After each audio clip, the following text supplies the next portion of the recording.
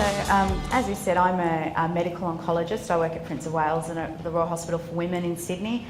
And I'm also very proud to be the first research fellow of a new entity at UNSW called the New South Wales Cancer Survivors Centre. What I'm going to talk about today is what do we mean when we're talking about survivorship? Who are survivors? Why are they important? And what are the challenges and issues that they face? How can we address these needs through our current models of care? In what ways aren't our current models of care working well, and what could we do better? And then just a little bit about what we're trying to do at the New South Wales Cancer Survivors Centre. So first of all, I guess, what do we mean when we say cancer survivor? It's a term that evokes different responses in different people. Some people wear the phrase survivor like a badge of honour. Other people find it's not a word that sits well with their experience of cancer. Other people really passionately don't like the term. I think it's a word that we've kind of become stuck with because of its use in advocacy over the past 20 to 30 years. So in the 1980s, there was a real push from advocacy groups in the United States to draw attention to the fact that people who finish their treatment have very different needs to people who are on treatment or having palliative care. So they were trying to distinguish themselves from what were previously being called cancer victims and cancer patients, to say, no, that's not us, we've got different needs. And back in the 80s when this movement was starting, it was really talking about people who were 5 or more years out from their cancer diagnosis and treatment. I don't think that's the be-all and end-all of survivorship though. There are other ways of looking at it. Are you a cancer survivor from the moment of diagnosis and for the rest of your life, regardless of whether your cancer comes back or not? Are you a cancer survivor as long as you're disease-free? Is it because you've had no evidence of metastatic disease after some arbitrary period of time? 5 years, 2 years, 10 years, who knows how long that should be? Or is survivorship a phase that people move in and out of at different times during their cancer journey? Why is it important? Well, it's important just based on numbers alone. We know that 1 in 2 men and 1 in 3 women will be diagnosed with cancer by the age of 85. And we also know the good news that with improvements in early diagnosis and treatment, the majority of these people can now expect to become long-term survivors. So almost 2/3 of adults and over 3/4 of children can expect to live 5 years or more, which is fantastic. And this is some data from the Cancer Institute of New South Wales, just showing the growing gap between the number of people being diagnosed with cancer and the number of people who are surviving it. This isn't a problem that's unique to Australia. In the United States, actually this is slightly old data. The latest update is now that there are 13.7 million people in the United States who are alive after a diagnosis of cancer, and that's expected to get to 18 million in the next few years. Most of them are 5 or more years out, and most of them are older. Cancer is a disease of ageing. Similar themes are emerging in the UK, where 10% of the population over 65 have a history of cancer, and this is growing at a steady rate over there as well.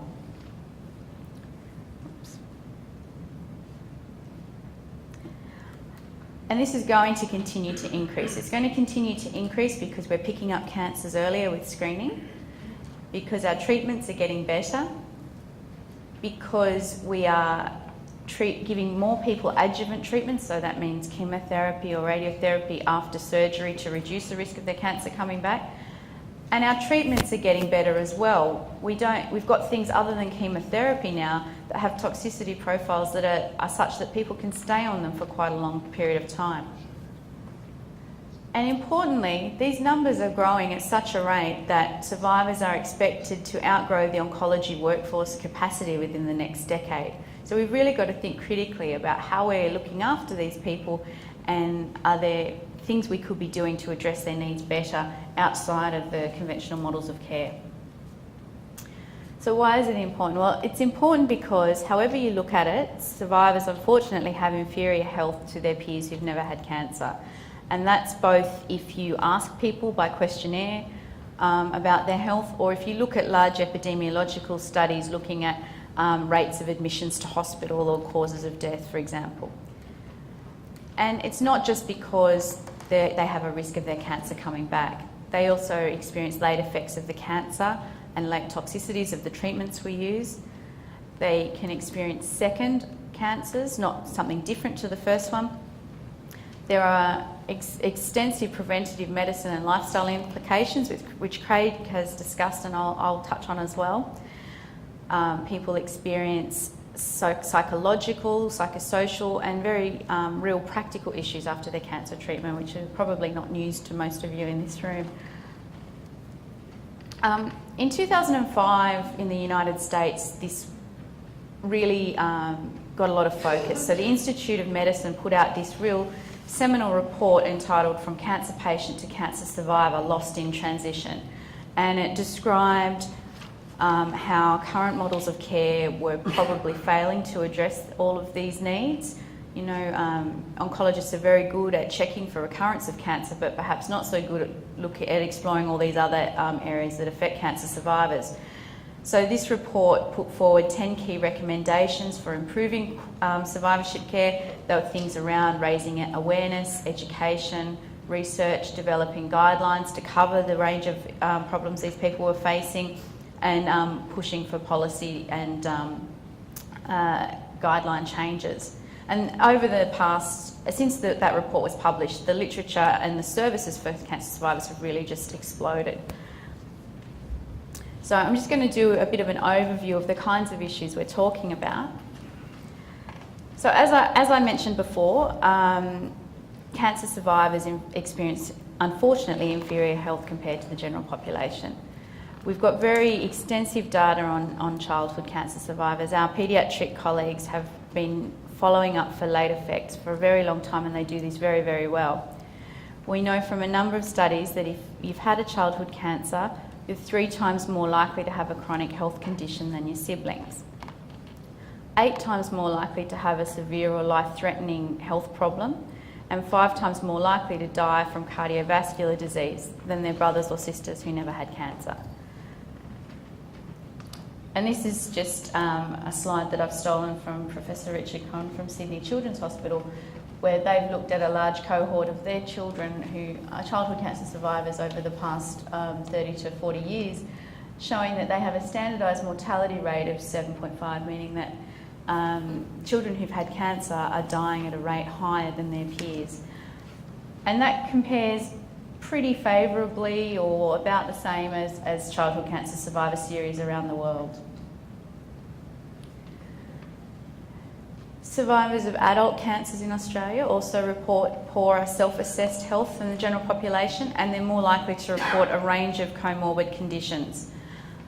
They're also 50% more likely to die of things other than cancer than the general population, so things like cardiovascular disease. And this is not just about the cancer, it's partly about the late effects of both the cancer and the treatments we use. We know that we use drugs and radiation that have long-term effects on people's health, but it's also because of risk factors that are common to the cancer and other medical conditions, so smoking, physical inactivity and obesity. When we talk about late effects of treatment, it can be almost anything. And really, as doctors, when we see someone who's ever had cancer and they present with a new medical problem, we need to be thinking about, does this somehow relate to the treatment they had in the past, and is there something in particular I should be doing about it on that basis? For example, people can get late cardiac toxicity. They can get the metabolic syndrome, which is the constellation of being overweight, having high blood pressure, having high cholesterol, which in turn puts at high risk of cardiovascular disease. We have drugs that can cause peripheral neuropathy, which can be really functional, have a real functional impact and impact on people's quality of life. Many women who've had cancer treatment experience premature menopause and subsequent issues with fertility and sexual function. Bone health is an issue. particularly with concurrent issues of vitamin D deficiency that Craig touched on. Many of you, I'm sure, will have either experienced or talked to people who've experienced chemo brain, or just not being able to think right after your cancer treatment. And we also know about psychological distress and mood disorders, which are very common after cancer treatment. Cancer survivors, unfortunately, are also at risk of second cancers. And this, again, relates partly to a genetic predisposition, partly to the treatments that they've had, but again, and increasingly, because of common risk factors like physical inactivity, obesity and smoking.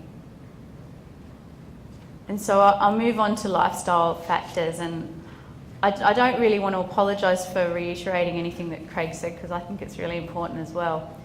So I think we've now got good evidence that positive lifestyle changes are not just about helping survivors feel better. We know that they can improve their cancer outcomes as well. We know that over half of cancer survivors will attempt to make positive lifestyle changes after their diagnosis. So there's this term that's become very popular about how having cancer is a teachable moment. If there was ever a moment in your life where you might think about time to change, time to do something different, it's after a diagnosis. But we know that both survivors and their doctors aren't really adequately cashing in on that opportunity. So in one study in the United States, only 10% of survivors reported receiving advice about all three of diet, exercise and smoking cessation from their physicians.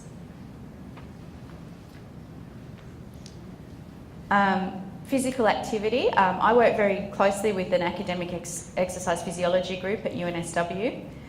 We can tell you with absolute confidence that exercise is safe during and after cancer therapy.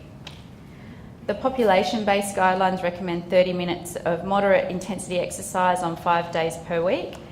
There are position statements from both the Australian and the American sports medicine associations that essentially endorse that same amount of physical activity for people who've had cancer as well. There is a huge amount of epidemiological data in almost any cancer type that you choose to look at, showing that only about 30% of cancer survivors are reaching that target. Now, that's not to say that survivors are a particularly lazy bunch. That's about what the general population is doing as well.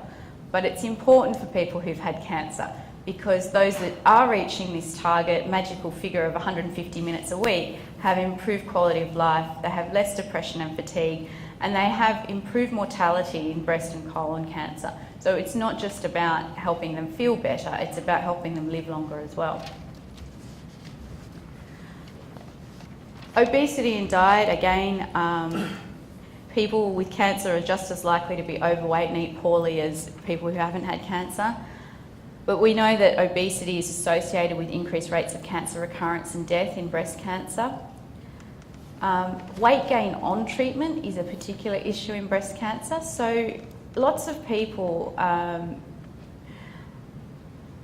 have the preconceived idea that, well, you know, this treatment's awful, but at least I'll lose weight. And I'm sure a lot of you know it never happens. Because people don't exercise as much, we put them on steroids to treat their nausea, they gain weight for a range of reasons while they're on treatment. And we know that for each 5 kilogram gain of weight after breast cancer is associated with a 12% increase in all-cause mortality, a 13% increase in their breast cancer specific mortality, and almost a 20% increase in cardiovascular mortality.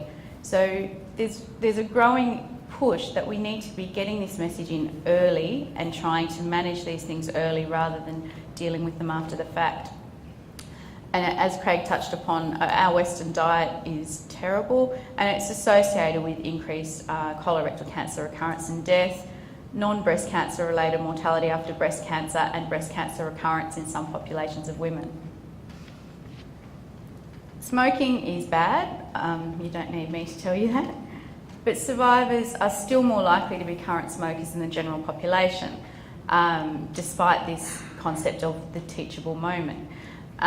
Groups who are at particular risk of continuing to smoke after their cancer diagnosis are young people, Particularly kids who've had childhood cancer, they often seem to go through a rebellious phase in their teenage years. They've been tied to a hospital for most of their childhood. They just want to get away, and there are actually increased rates of risk behaviours in childhood cancer survivors in sort of adolescence and young adulthood. Gynecological cancer survivors, and I think this is particularly cervical cancer survivors, smoke at almost double the rate of the general population. And it's also important to think about the interaction between depression and smoking. We know that our survivors who have depression are less likely to successfully quit, so we need to manage both. It's also important to know that if you attribute your cancer to smoking, then you're more likely to quit after your diagnosis. So smokers with lung cancer are more likely to quit because they make that connection in their head. Whereas someone with breast cancer who smokes, it doesn't quite make sense that they're related, and there's all this other stuff going on, so I might not bother just yet. And I think that's a message that we need to be pushing more firmly in people with other cancer types, because it is just so important. Practical and social issues also are big problems after cancer treatment, things like education, getting back to school or study, or even retraining. Do you go back to your previous job, or do you think about doing something different after cancer? The insurance implications are huge. People with their impact on marriage and relationships, both at a very interpersonal level, but also there's epidemiological evidence that shows that young men who've had cancer are just as likely to get married as their peers, but young women who've had cancer are less likely to get married. I don't know what to make of that. I don't know that I want to establish a dating service or anything, but it's interesting to think about why that might be happening. And we know that a cancer diagnosis doesn't just affect a patient, it affects their partner and their carers, and it doesn't necessarily go away as time since diagnosis moves on. So how do we look after all of these things? Well, our traditional model of care is that follow-up is led by the cancer specialist. So I'll talk about some of the challenges with that and some other proposed models of care that might try and address some of these things. Oncologist-led care is the traditional model of follow-up, whereby you're diagnosed with cancer, you get rushed into a cancer centre, you have a series of scheduled bookings while you're on treatment, and you kind of live in the cancer centre to a certain extent. GPs often get shut out of the loop at that point in time, they don't know what's going on. And then after the diagnosis, after treatment ends, people move on to varying follow-up schedules with a range of specialists involved.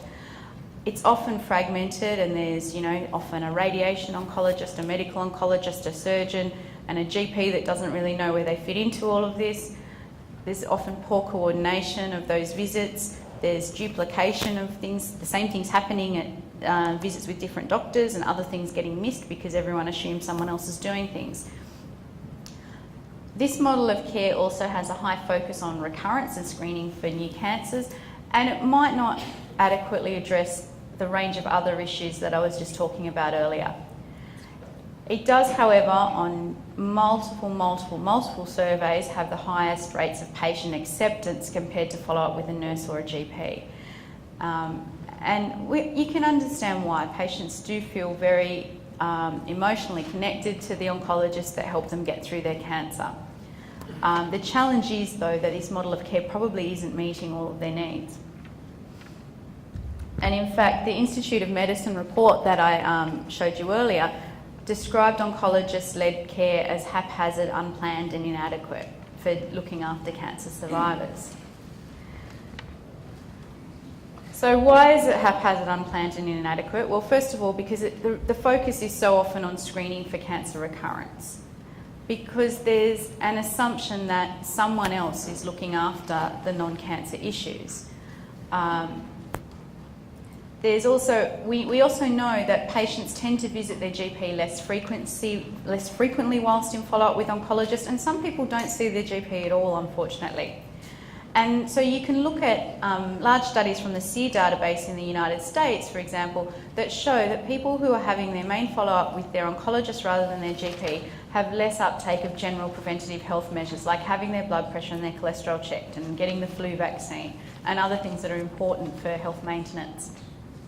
We also know there's evidence that seeing both a GP and an oncologist is associated with better uptake of both cancer screening and general preventative health care. There's also a challenge that many oncologists aren't familiar with survivorship issues, or they don't remember, or they don't address specific risks. So, for example, particularly in childhood cancer survivors, once these kids become adults, they've got very different issues. Someone who's treated as a child for Hodgkin's lymphoma, for example, who received mantle radiation, is at risk of breast cancer with a risk that starts in her 20s. They're at risk of cardiac toxicity, they're at risk of thyroid dysfunction, and you need to be seeing someone who knows about these risks, it seems, in order to have these adequately addressed. We also know that some survivors don't want to go back to their cancer centre for follow-up. They have this anticipatory nausea at the thought or sight or smell of the chemo room. And that's a problem because most of our oncology clinics are just for all comers. So oncologists see the survivors at the same time as they're seeing people who are having treatment or that have metastatic disease and are having palliative care. And there are particular issues, as I kind of alluded to before, for adult survivors of childhood cancer. So at many centres, these people continue to be followed up by their paediatric oncologist well into adulthood. And, you know, is a paediatrician the best person to correctly advise them about cardiovascular disease in adulthood? So what about GP-led care? Well, there are a number of studies that show that GPs are confident to deliver care to survivors and they want to be involved sooner after treatment ends. We also know, as I mentioned before, that seeing a GP leads to better access to non-cancer related healthcare. And there is evidence from randomised trials in breast and colon cancer of equivalent cancer-related outcomes and anxiety and quality of life compared to oncologist follow-up. So this is where people were with early breast or colon cancer who'd finished their treatment were randomised to either go back to their GP and have all their follow-up visits with their GP or have all their follow-up visits with their oncologist. And there was no difference in how these two groups did in any of the studies that have been done to date. But there are challenges in that GPs lack familiarity with survivor illness issues, especially of less common cancers. So for example, paediatric cancers, many GPs will only have one childhood cancer survivor in their practice.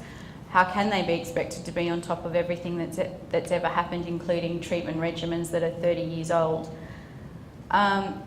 It's also a big issue with acceptability by patients. So there was one of the randomised controlled trials I just alluded to, only 55% of eligible breast cancer survivors opted in because they didn't want the possibility that they'd be discharged from their cancer centre.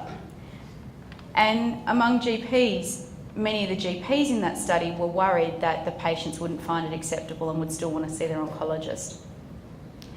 And there's also a lot of issues with perception. So only about half of patient surveys think that their GP is knowledgeable about cancer, and less than a third are happy that their GP and oncologist communicate effectively. So we need somehow to integrate knowledge of survivor issues with access to primary care. So there needs to be some way of providing a shared care model. One model that's been proposed is that of survivorship clinics. So that's with a consultation after completion of treatment to discuss current and potential future issues and come up with a plan for your future health care. So coming up with a list of, so this is your treatment, these are the problems that you have now that we need to address, these are the potential things you should keep on your radar for the future, and this is who's best placed in your care to help look after that. And generally, people then go back to their GP and their oncologist, or in some cases have intermittent follow-up in a survivorship clinic.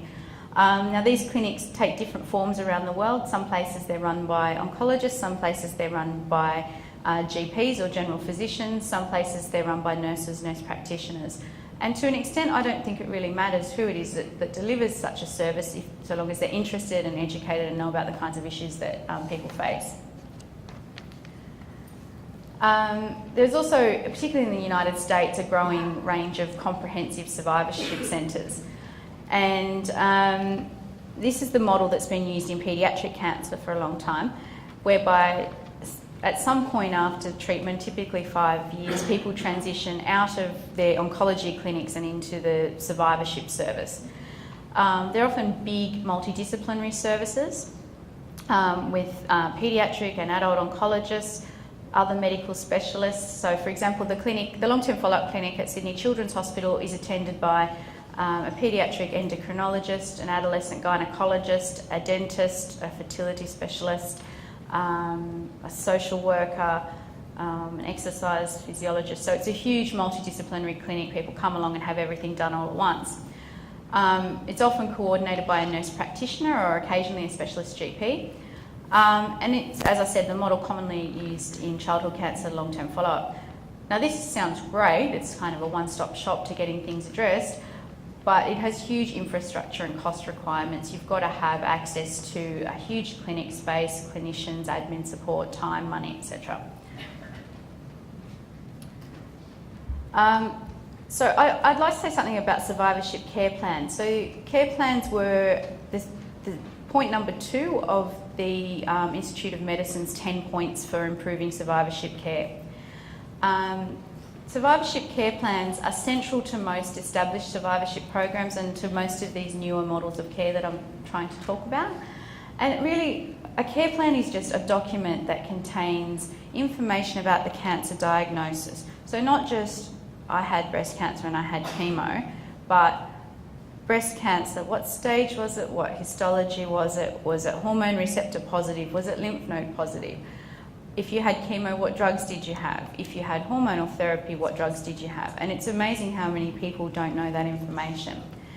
The care plan also then includes a plan for cancer follow-up and screening for late toxicity. It details the roles and responsibilities of who's going to look after what, and some general health recommendations. And it's given to the patient to keep either electronically or in hard copy, with copies that go to all the providers involved in their care. There's good evidence that patients and doctors both like this idea and that it might improve their knowledge about their cancer diagnosis and treatment. There's good evidence that they can improve, that having a multidisciplinary care plan can improve outcomes in other chronic diseases like diabetes, having an asthma action plan, or even sort of tangential but similar shared care for antenatal care. But there's no evidence that these actually improve outcomes in cancer survivors. Partly, I think, because the right studies haven't been done, not because they don't necessarily do anything. So this is just an example of a care plan. This is the kind of thing that we do at the New South Wales Cancer Survivors Centre. It's a 2-page document, and we make a really conscientious effort to keep it to 2 pages, so that if you print it out, it's just one piece of paper that you would have to have in your bag. And really what it is this first section up here is a summary of the diagnosis and treatment. So this is a breast cancer one.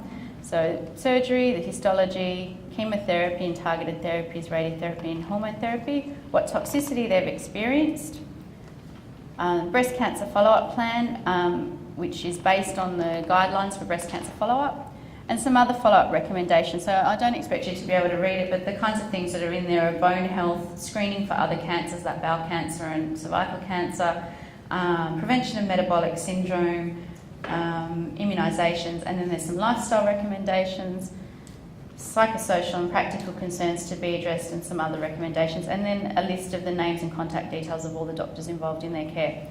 And then this column here, again, I don't expect you to be able to see it, says clinician responsible, and that's our approach is that we ask the patients to designate that. So, okay, this is something you need to have done.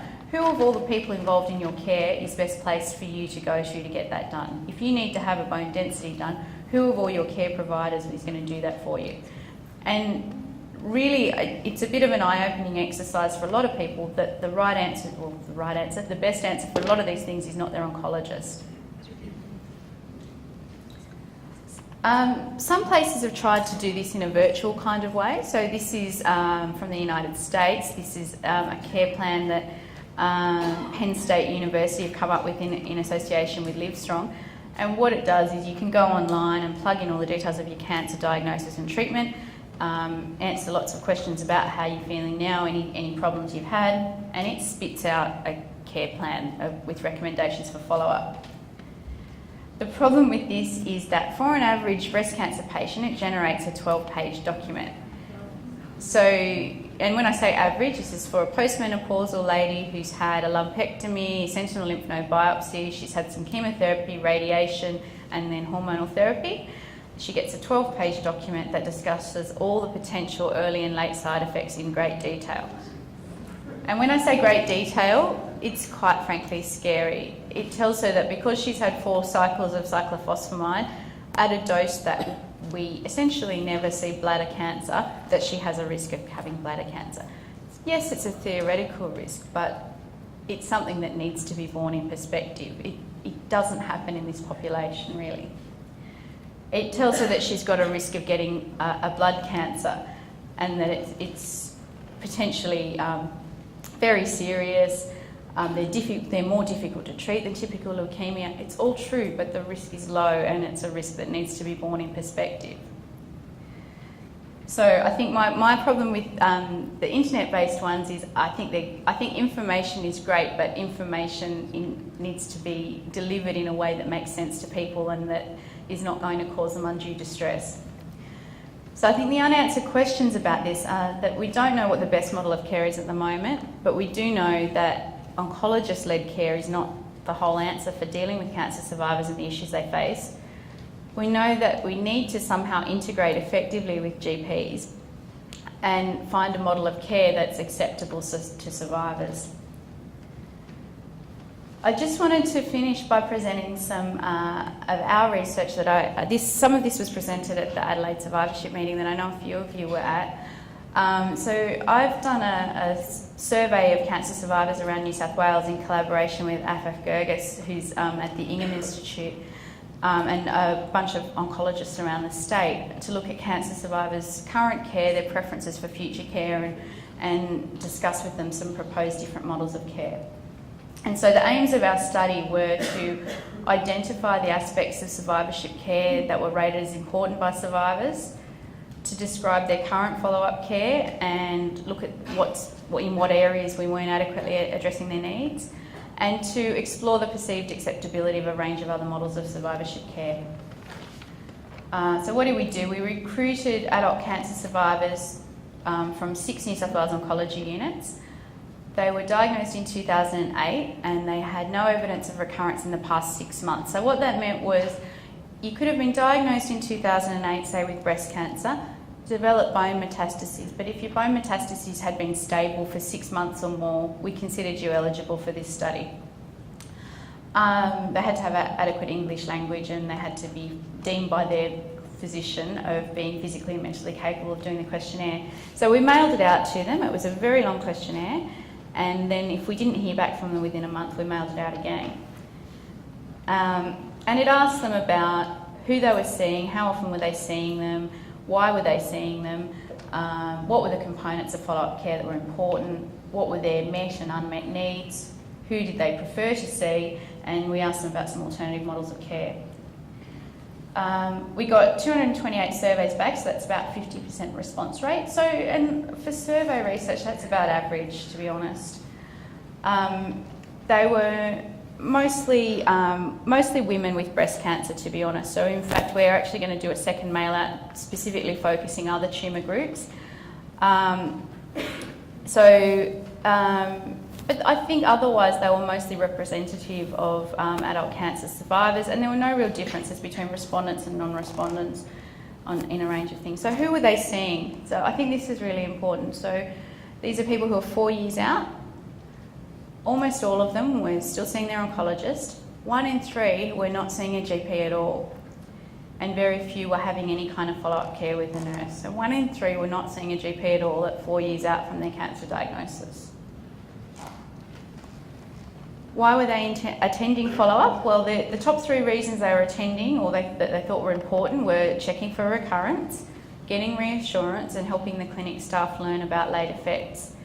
Their their lowest three were talking to staff who understand, catching up with the staff and getting practical advice about employment, education, that sort of thing. These were their top 10 unmet needs. And by unmet needs, it means they either had a need and didn't get any help, or they got some help but not enough. So half of our survivors said that they didn't get enough information about late effects after their cancer.